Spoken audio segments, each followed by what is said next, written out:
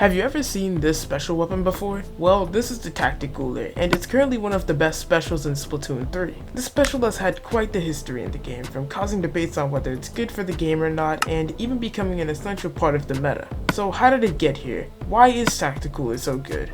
Today, we're going to be looking at the special, explaining the rise of Tacticooler and how it changed Splatoon 3's meta forever.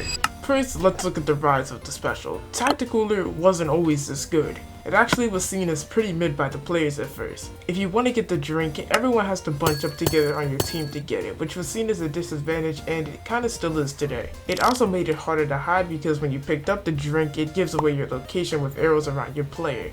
And since there were better specials at the time, Tacticooler only was seen as good in Rainmaker by most comp players since it buffed your movement speed. And this would be the state of the special in Crab Tank meta. But when we go to Inkjet meta, things start to get a little bit better, mainly because of the N-Zap.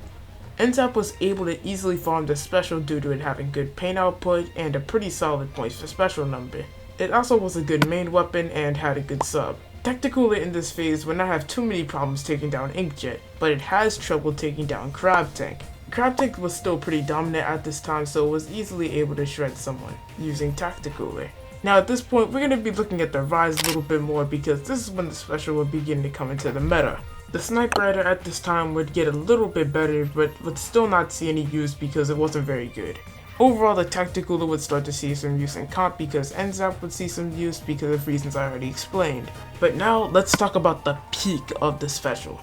Tacticooler would start to jump up a lot on most people's tier list because of some extremely meaningful buffs. This is also when the Sniper Rider and other cooler weapons would begin to become meta because of their paint output, good main weapons, stuff like that. And that's a good summary of how it came to glory. So how did it change the meta forever? Since the Tacticooler would become so good, it began to play a vital role on nearly every single team comp nowadays, ultimately making it necessary at the highest level of play. You had to have a Tacticooler on your team or you were kinda screwed. So how is the community handling this? Well, from what I've seen, it hasn't caused too much controversy as it's one of the most diverse metas we've had in the game. But in my opinion, I think the special is really good for the game and doesn't really need any crazy nerfs, maybe just a few small ones. But yeah, that's the story of Tacticooler and how it took over the meta. Share your thoughts in the comments and I'll see you next time.